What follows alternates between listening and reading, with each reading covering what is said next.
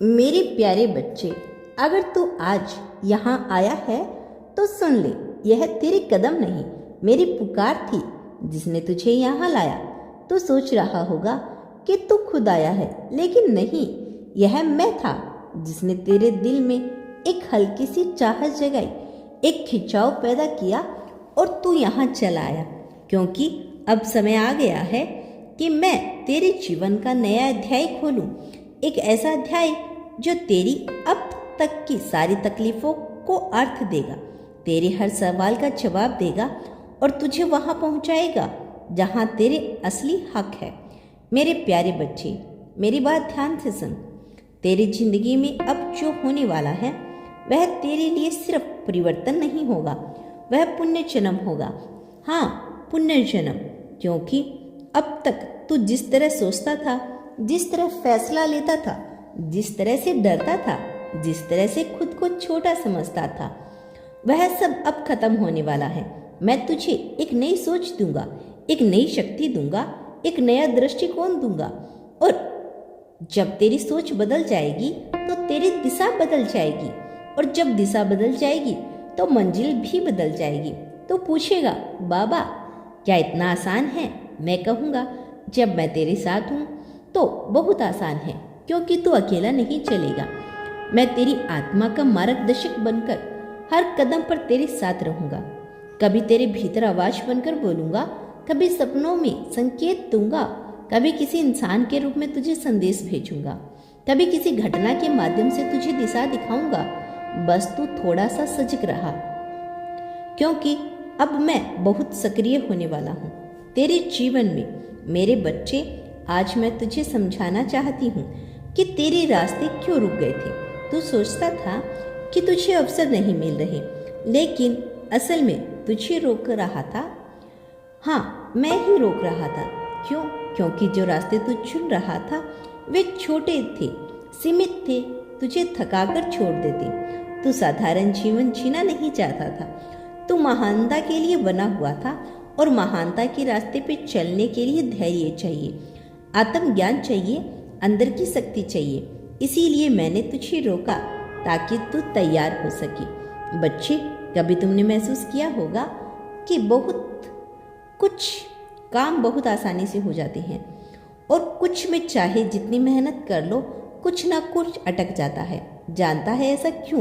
क्योंकि तेरे आसान काम मेरी इच्छा के अनुरूप थे, और तेरे अटके हुए काम मेरी योजना के विपरीत। मैं तुझे निराश नहीं करना चाहता था, लेकिन मैं तुझे गलत दिशा में भी नहीं जाने दे सकता था। इसीलिए मैंने तेरी देरी पर याद रख, मैं देर कर सकता हूँ पर अंधेरा नहीं देने देता। मैं रोक सकता हूँ पर लूटा हुआ नहीं छोड़ता। मैं शांत रह सकता हूँ पर तुझे गिरने नहीं देता। अब मैं तुझे एक गहरी बात बताता हूँ। जिन चीज़ों के लिए तू परेशान रहता है, पैसा, सफलता, शादी, परिवार, पहचान, यह सब तुझे दूर इसलिए थे क्योंकि तू उन्हें पकड़ने की कोशिश कर रहा था।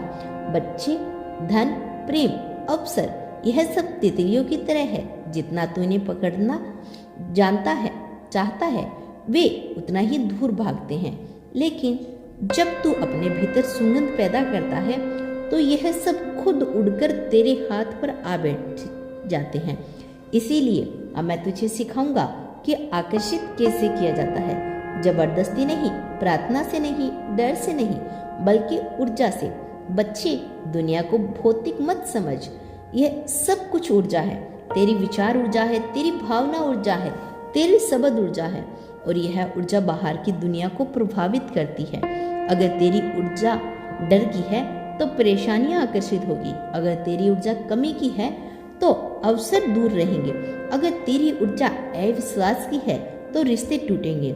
लेकिन अगर तेरी ऊर्जा आस्था की है तो असंभव को भी संभव हो जाएगा। इसीलिए बच्चे, आज मैं तुझसे वो सूत्र दूंगा जिससे धन भी आएगा, प्रेम भी आएगा, शांति भी आएगी, और तेरा जीवन एक चमत्कार बन जाएगा। और सबसे जरूरी बात यह है सब तब होगा जब तू अपनी आत्मा की सच्चाई को पहचान लेगा। बच्चे, तेरी अंदर एक आवाज है जो रोज तुझसे कहती है, तू अलग है, तू बड़ा कुछ करेगा, तू इस दुनिया में कुछ लेकर आया है और फिर दूसरा डर कहता है, छोड़, लोग क्या कहेंगे, अगर गिर गया तो, अगर असफल रहा तो, और तू इसी डर के कारण रुक जाता है। पर अब नहीं, क्योंकि आज मैं तुझे मेरी आवाज की पहचान करवाने आया हूँ। मेरी आवाज वह होती है जो तुझे शांति देती है, जो तुझे सही दिशा दिखाती है, जो तुझे प्रेम से भर देती है। वह आवाज जोर से नहीं बोलती, धीरे से फुसफुसाती है और कहती है, बच्चे डर मत, मैं हूं ना। वही मेरी आवाज है।